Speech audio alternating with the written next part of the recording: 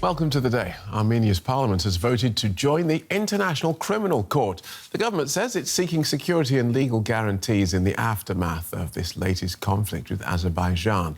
But the decision is likely to strain relations with Russia, as the court has issued an arrest warrant for Russian President Vladimir Putin for alleged crimes committed during Russia's invasion of Ukraine. Once Parliament's decision takes effect, Armenia would then be legally obliged to detain Mr. Putin if he entered the country. But Yerevan has assured Moscow that it would not. Speaking before the vote, Russia's foreign minister said that Armenia joining the ICC would be a matter of regret. If, as some leaders of Armenia have announced, they, disappointed in Russia and the CSTO, will look for colleagues elsewhere to strengthen their security, this is their sovereign choice, the choice of the Armenian leadership.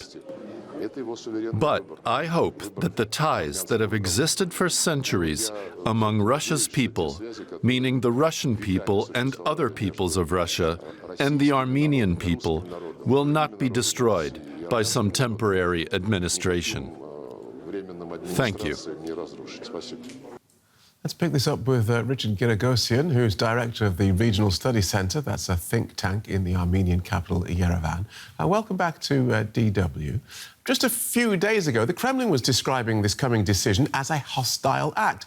We just heard Sergei Lavrov there, sounding more sorrowful than angry. Should we read anything into this change of tone? Yes and no, to be quite honest. On the one hand, the motivation for Armenia is much more directed against Azerbaijan rather than the Russian leadership. Armenia is intent on pursuing and perhaps attempting to prosecute Azerbaijan for recent war crimes in its military assault. However, we must admit, the message to Moscow is a secondary but somewhat welcome message, and that is a demonstration that Armenia is committed to strengthening its sovereignty and independence despite Russia. You say that that is a welcome message. Who welcomes that message? Because Russia certainly doesn't. Because, as I say, it was describing this decision as hostile, and Armenia looks like getting out of its big brother's shadow. So, who is happy with this? Well, overwhelmingly, the Armenian population, to be quite honest. Public opinion in Armenia has shifted considerably, and it's largely due to Russian inaction rather than Armenian action. And at the same time, Russia has now emerged as a new, more serious challenge to Armenia, one of an unreliable so-called partner. But this is not new nor surprising. The ICC ratification is the latest in a long series of moves asserting Armenia's independence and trying to escape the Russian orbit, if you will. And so what sort of reprisals should Armenia expect? Well, to be quite honest, looking at this more objectively, I do not yet see a genuine crisis or confrontation between Armenia and Russia. First of all, much of the angry rhetoric is limited to everyone except Russian President Putin, and his voice is the one that counts these days in Moscow. Secondly, and more importantly, the angry words are just that, angry words. We do not yet see one action or one decision by Moscow suggesting a crisis with Armenia. And why do you think that is? Why do you think Russia has had this period of inaction, as you put it, didn't intervene in Nagorno Karabakh? It appears not to be reacting to Armenia going its own way. I'm tempted to say it's because Russia respects strength, not weakness. But to be quite honest, it's a different reason. Russia remains overwhelmed by its failed invasion of Ukraine. And the weakness of the Russian military, especially on the battlefield in Ukraine, and the humiliation of Russia by Azerbaijan, because Russia failed to protect the Armenians of Nagorno Karabakh. This is actually the real context here. Did Russia fail to protect them, or did Russia allow them to be moved out of there because it suited its purpose? It's a very good question, Phil. I would argue that we see an interesting paradox. On the one hand, Russian complicity in supporting or allowing Azerbaijan to attack Nagorno Karabakh, to drive out the Armenians. But that complicity is between the Kremlin and the leadership in Azerbaijan. The situation on the ground is the other side of that paradox. The weakness and incapacity of the Russian peacekeepers to uphold the peace treaty. What we also see, and uphold the ceasefire rather, what we also see is the recent military attack was merely the latest in an escalation following 10 months of a siege or blockade of Nagorno-Karabakh where Russia just stood by. Quick word then about the refugees. UN monitors have now arrived in Nagorno-Karabakh. Is there anyone left there to monitor? That's a very good point because it demonstrates the angry reaction, myself included, to the rather too little, too late arrival of the United Nations.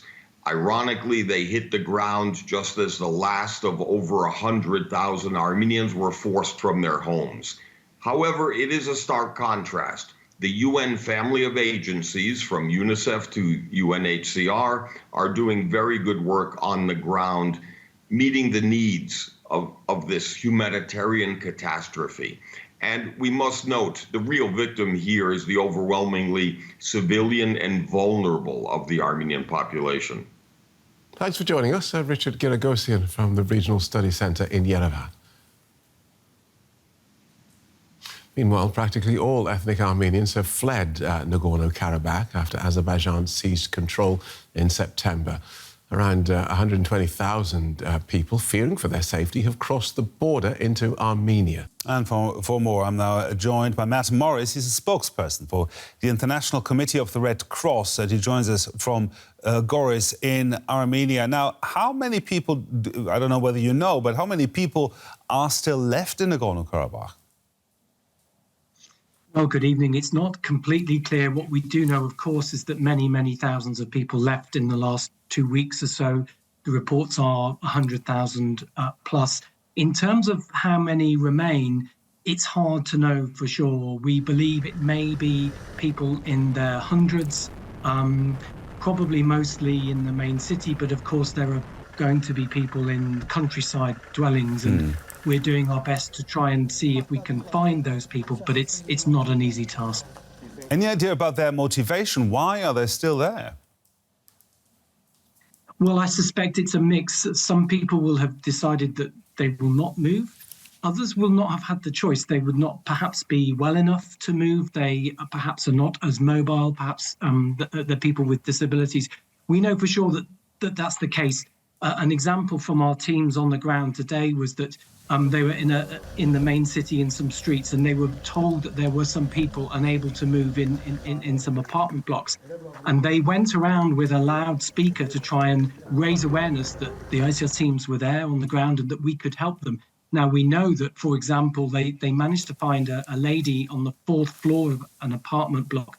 She was a cancer patient. She'd run out of food, out of water, and out of critical medicine. So obviously this was a really important situation. They managed to get to her, and they managed to get her evacuated down some stairs and then into an ambulance and away from the area. So that's one example of what we're trying to do, to go out into the community and find people who may still be there. Now, so your Red Cross teams are in Nagorno-Karabakh. Who else is taking care of these people then? Well, we know that things have changed a lot. So we've been there all this time, but it is a very complicated picture. We know that, for example, the staff, most of the staff in the health premises, they've left. And I think the same applies for the water board. So it's very hard to know exactly what the situation is in terms of running water. And we've also found something similar with staff working at the morgue. And that's a really important area of focus for us, because the dignified treatment of the dead is so important in situations like this. And something that we've been working on in recent days to prioritise is the safe removal of human remains, so that they can be taken away, but also to enable the process for people to identify their loved ones and perhaps bring some kind of closure for them. Beside that, which is of course an important task, what else should be done to help the people that are still there? Well, obviously supplies will need to get into the area for those that are still there. And just today we were taking some urgently needed food parcels into the main city with the aim of distributing that where we can. And of course, the needs further afield are important. They are short-term, but they're going to be long-term. People, as you've been discussing, some people are with families, some people have properties, but others don't have those things, and they will need support. Maybe they need cash. In the early days, they needed things like a SIM card or a way to charge their mobile phone so that they can connect with their loved ones. And that's such an important thing that we see with victims of conflict around the world, that connecting their to families is so crucial. So there's a lot of work to be done. Food and medical supplies need to be taken into the area for those that remain. Matt Morris, their spokesperson, the International Committee of the Red Cross from Goris, Armenia. Thank you very much, Matt, for taking the time to talk to us.